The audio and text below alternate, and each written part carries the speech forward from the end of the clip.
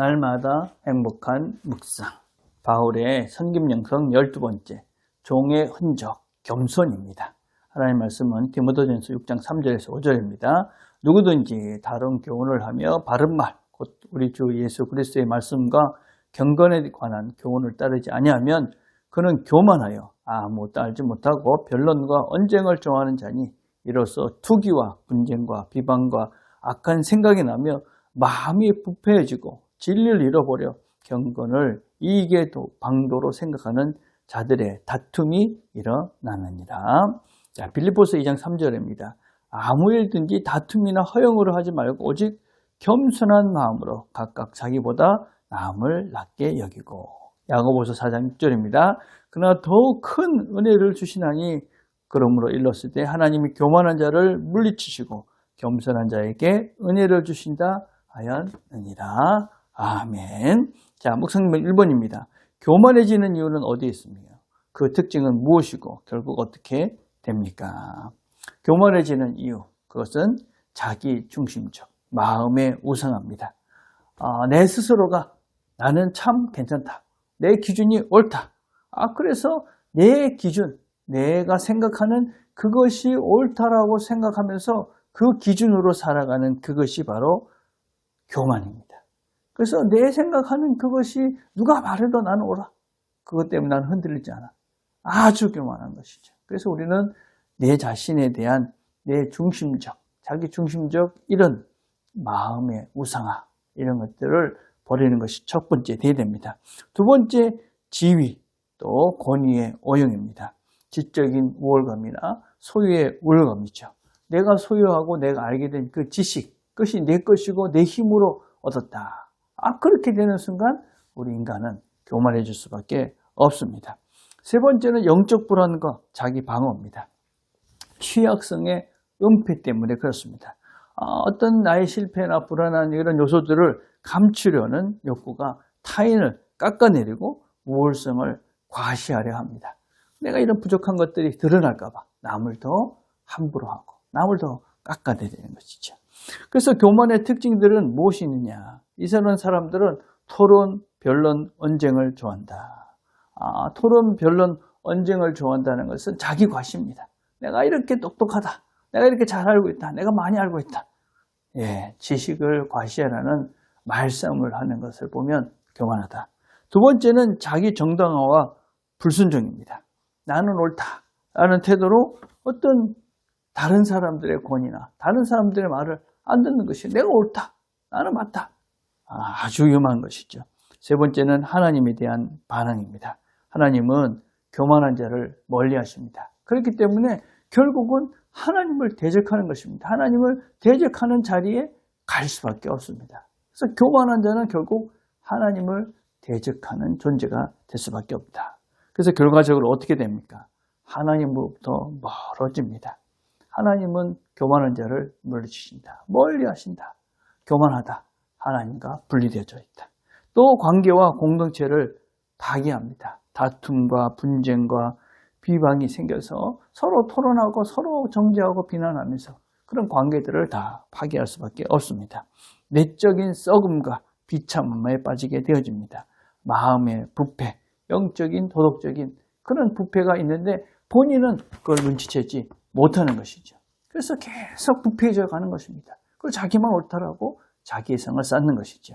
마지막으로는 영원한 관점에서 위험입니다. 교만은 결국 영적인 사망으로 이어집니다. 성경은 늘 교만한 자를 하나님 경고하시고 계속적으로 그들에게 겸손해지라고 얘기합니다. 왜냐하면 결국은 하나님과 멀어지기 때문에 그렇습니다. 자, 2번입니다. 어떤 사람이 겸손한 사람입니까? 겸손한 사람은 자기보다 남을 낮게 여깁니다. 그렇기 때문에 다른 사람 말을 잘 듣는 것이죠. 주의 뜻을 따르며 자기 유익을 구하지 않습니다. 왜냐하면 내 이익보다 다른 사람의 이익을 구한다. 그 말 속에는 겸손한 것이죠. 저 사람에게 내 것들을 양보할 수 있는 넉넉함과 그리고 무엇보다도 내가 저 사람보다 더 가질 필요가 없다라는 생각을 하기 때문에 그렇습니다. 교만을 버리고 하나님 앞에서 낮아지는 자를 말합니다. 그래서 구체적인 성품과 행동으로 이어지는 특징들을 보면 케노시스, 자기를 비우는 것입니다. 자기 비움. 어려운 것입니다.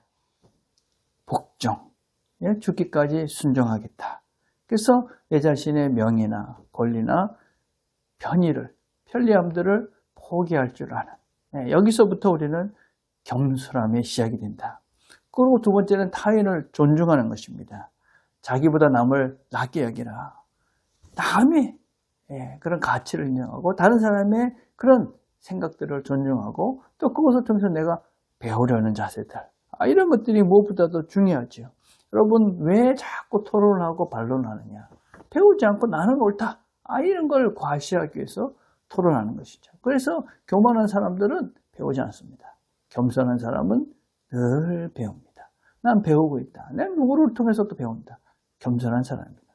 배우지 않는다. 교만한 사람입니다. 하나님을 의존하는 사람입니다. 자기를 의지하지 않고 하나님의 은혜를 구하고 모든 것을 하나님의 선물로 인정하는 것입니다. 그리고 자기 비판과 그 다음에 회개의 성향이 있는 것이죠. 잘못을 숨기지 않고 스스로 돌이킬 줄 아는 마음입니다. 그래서 겸손은 단순한 낮춤이 아니라 그리스도의 마음을 담는 존재 방식이다. 겸손해야지만이 주님을 닮아갈 수가 있다. 자, 3번입니다. 겸손한 사람들이 얻게 되는 복은 무엇입니까? 성경은 늘 겸손한 사람에게 하나님이 은혜를 주시고 교만한 사람은 하나님이 대적하신다. 그렇게 말합니다. 하나님이 더 큰 은혜를 주신다. 그게 무슨 말입니까?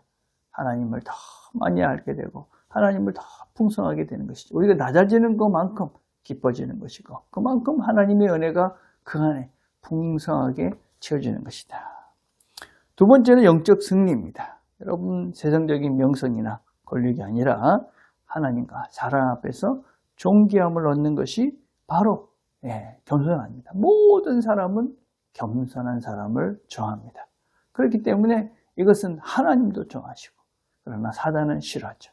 그래서 영적인 승리가 되는 것입니다. 공동체의 화목과 영향력이 커져갑니다. 겸손은 다툼을 멈추게 합니다. 평화를 가지게 오게 되죠. 교만한 사람들끼리 늘 싸우죠. 겸손한 사람은 화목합니다. 겸손한 사람이 있으면 그 공동체는 화목할 수밖에 없게 되는 것이죠. 영원한 생명을 누립니다. 하나님께서 겸손한 자에게 이 영원한 생명을 주시고 더 큰 은혜를 주셔서 더 풍성한 삶을 살 수 있도록 해주신다라고 약속하고 계십니다. 그래서 겸손할수록 우리는 더 깊이 있는 하나님을 만날 수 있고 그래서 영원한 생명을 누리며 살 수가 있는 것입니다. 그래서 겸손은 하나님의 은혜, 하나님의 복, 하나님께서 우리와 함께 하심을 누릴 수 있는 그런 길이고 확실한 하나님의 보장된 그런 방법이다, 태도다, 성품이다 라고 할 수 있습니다. 교만은 하나님과 단절을 낳고 사람들로부터 무시를 받고 하나님과의 관계를 단절시키는 그런 아주 위험한 성품이다. 그래서 겸손은 하나님과 친밀한 관계, 은혜, 용기, 생명을 주는 하나님이 우리에게 주시고자 하는 모든 것들의 통로고 바로 이런 겸손이다. 오늘도 겸손하게 다른 사람들을 섬기고 그래서 겸손하게 하나님의 은혜를 누려가는 저와 여러분 되기를 간절히 바라겠습니다. 기도하겠습니다. 하나님께서 우리에게 겸손하라고 말씀하십니다. 교만한 자를 대적하신다고 하십니다. 그럼에도 우리가 참 교만합니다. 겸손하지 못합니다. 하나님, 우리에게 은혜를 베풀어 주셔서 더 낮아지게 하시고 낮아짐으로 누릴 수 있는 하나님의 은혜들을 날마다 누려가서 더 깊이 있는 하나님을 경험하고 만나고 그래서 우리의 삶들 속에서 하나님의 은혜를 풍성히 누려 그 은혜를 나누며 살아가는 우리 모두가 되도록 은혜를 베풀어 주시옵소서. 예수님의 이름으로 기도드립니다. 아멘.